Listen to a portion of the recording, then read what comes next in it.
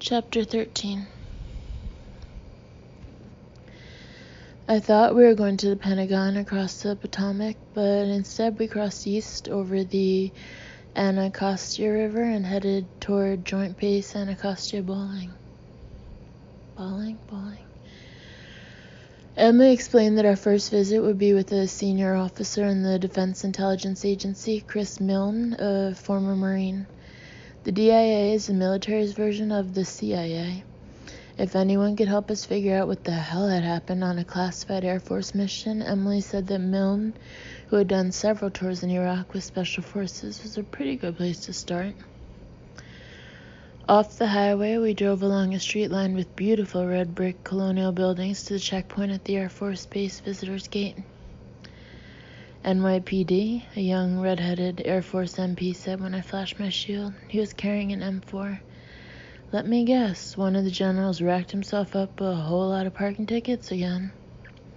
Sorry, soldier, that's classified, I said, cracking a smile. I'll bet, he said, letting us through. We navigated the base's huge campus to reach a low-glass corporate-looking building off by itself near the water. After another even more heavy-duty security checkpoint in its lobby, we found ourselves on the 4th floor, sitting in an austere, featureless office with a view. If you craned your neck to the right, you could just see the side of the Washington Monument's towering obelisk across the river. I was doing just that when Milne walked in, carrying a big white coffee mug with a trailing teabag tag. Emily, long time no see, said the tall, balding, Nordic-looking Milne. How's your daughter? Olivia, right? Olivia, yes, you remembered, Emily said, smiling. She's fine. 11 going on 20, you know the drill. You have 4 girls, right? Actually, 5 now.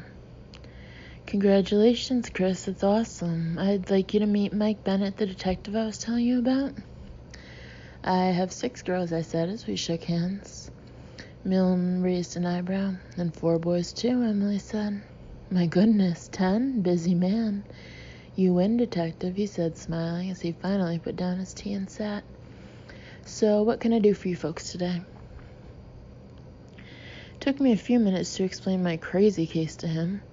After I was done, he looked at me and then at Emily and took a long, deliberate sip of his tea.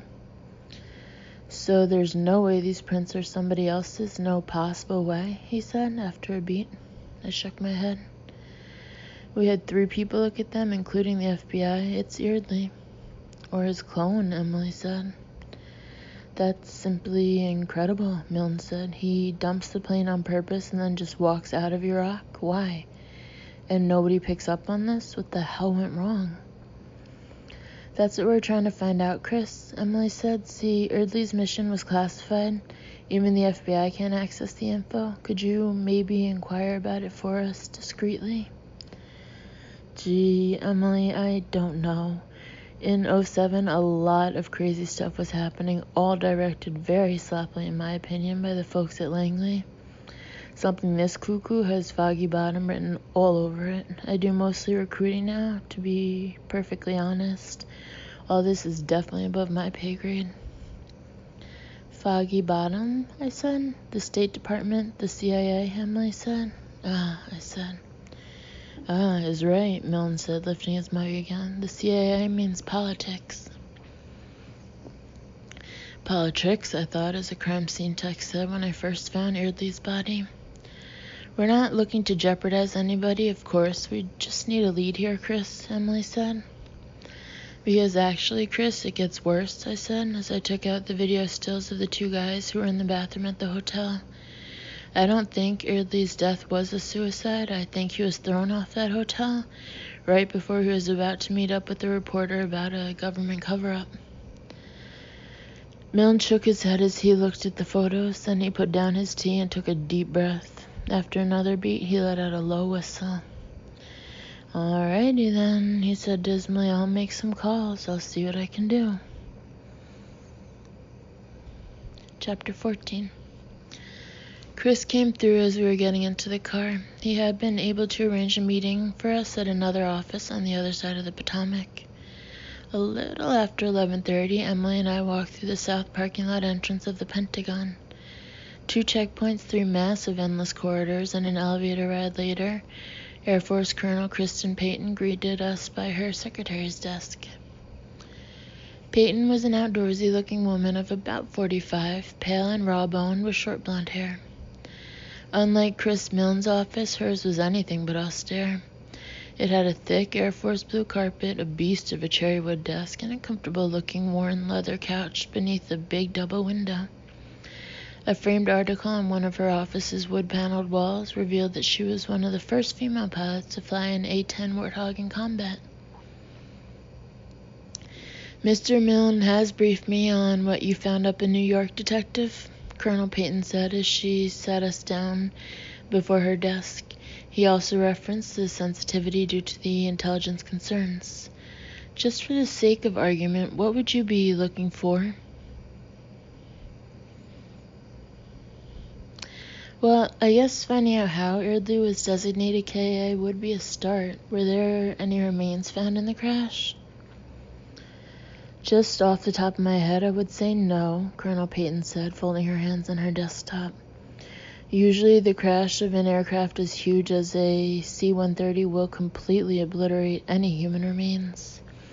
If there was an additional fuel fire, which I would assume there was, it would have been even more impossible to recover anything at all.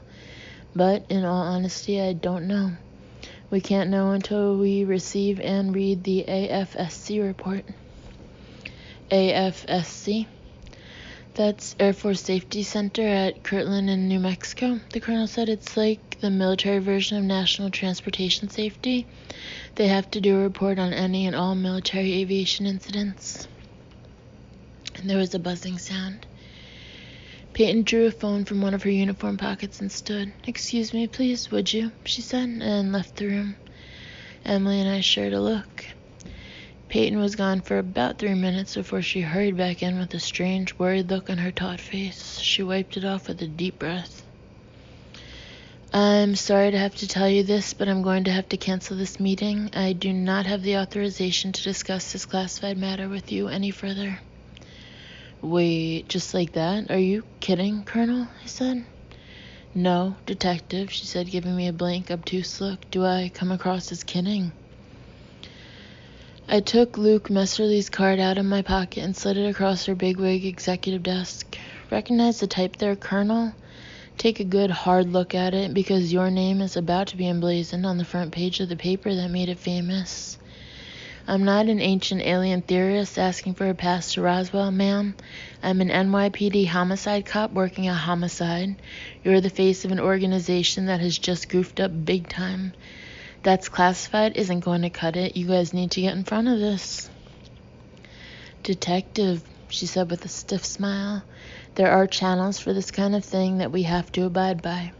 Your request has been made. First, it has to be reviewed, and the information declassified after due process.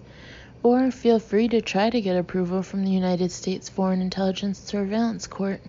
Otherwise, I can't help you. Now, if you'll excuse me." I looked at Emily. She seemed as pissed as I was. I couldn't believe this bull. "One last question, Colonel. Do your superiors wind you up in the morning, or, like with drones, do they use Wi-Fi control nowadays?" I said. "Now, is that necessary, Detective? Please leave now, or I'll have you escorted." "Eardley was murdered," Emily said. "A pilot, a fellow airman, murdered, thrown off a roof. You don't care about that, Colonel?" "Of course I care," Payton said, maintaining a blank expression that said the exact opposite. "It's sad. I know lots of pilots, lots of dead ones too. They get killed in combat. They commit suicide. Some of them get drunk and fall off buildings up in New York City after they go AWOL. Make sure to hand your security passes back when you get to the downstairs desk."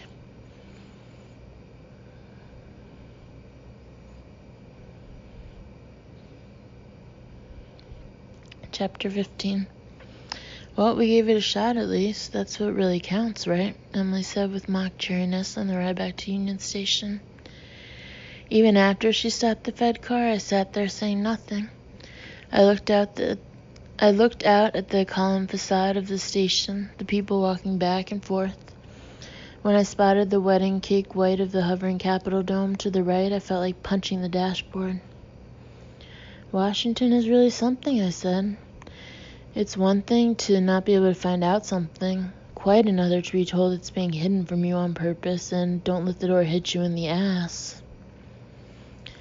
It is a disgrace, Emily said. Did you contact Eardley's family yet?